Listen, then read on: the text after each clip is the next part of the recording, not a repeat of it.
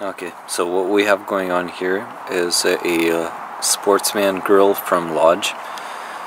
It's a really unique grill in my opinion, and it's from a American company, Lodge. I love Lodge. They make great equipment, best cast iron kitchen gear.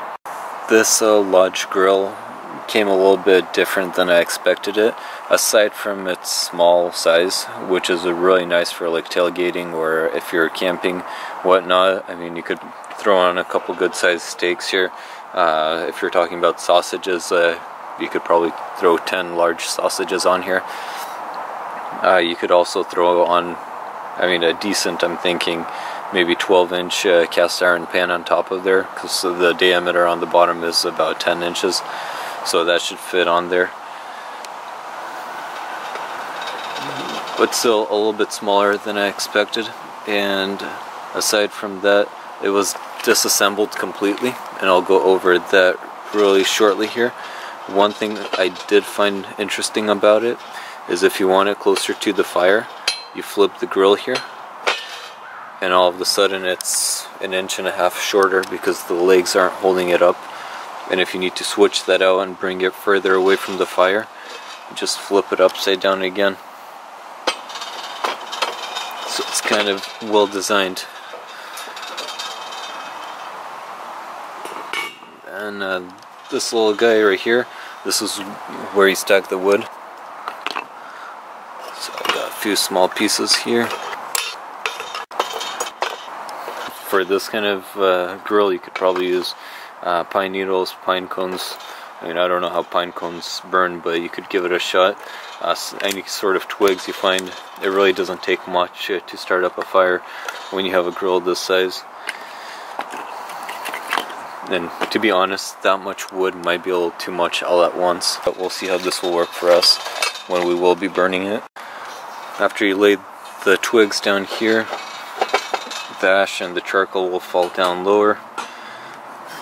Then when we got it, didn't have this handrail on there.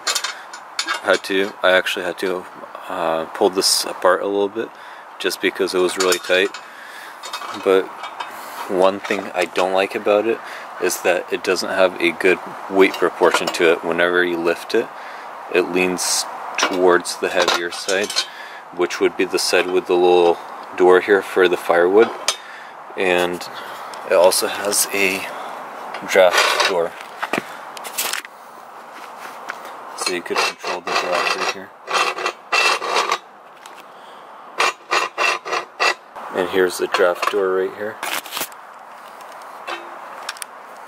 It's not bolted on or screwed on or anything. This door isn't either. It just has two little hinges there that hold it like that, but you could take it off. The next step of disassembling it or putting it together, if you just got it, is the base portion right there, the 4 legs. They're holding on by 2 screws, and then the screws have 2 washers on the bottom side and a nut on each side. So that's how it's held together. It doesn't take much to screw it in, but there was some assembly required. Then before your first use, you wash it out with a quick towel. It doesn't have to be super hot, or it doesn't have to be soapy or super clean. Just wash it out. Then you season it with some oil. Season the grill, the rack right here, and the grill itself with a little bit of oil just to keep it away from rusting. Great, unique little grill. You could definitely make a meal for 2 or for even 3 or 4 people if you're going with smaller steaks or sausages. I love the little door here for the fire bowl. You could just slip the wood right in without having to touch this grill or sneaking wood in the side here. And best of all, made in the USA and by a reliable company.